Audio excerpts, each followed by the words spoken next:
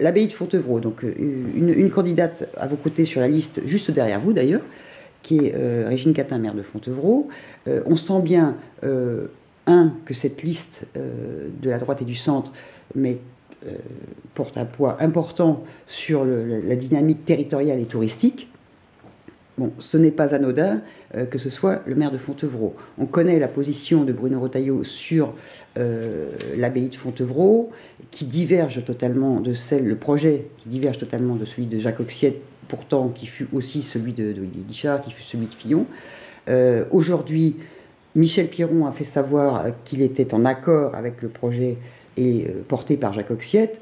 Donc, est-ce qu'il n'y a pas quelque part un petit peu d'antinomie dans ses propos? Alors, Michel Piron n'a pas fait savoir qu'il était en désaccord avec le projet de Bruno Retailleau.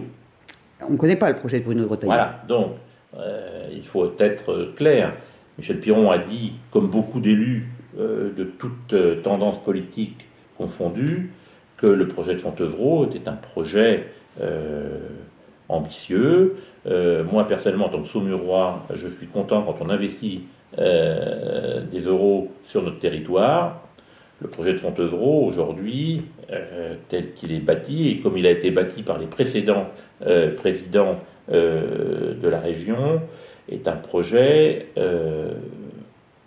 intéressant pour le Saumurois et valorisant. Je ne doute pas que Bruno Retailleau, qui a su développer nombre d'activités touristiques, saura, le moment venu, présenter un projet ambitieux d'un grand rayonnement.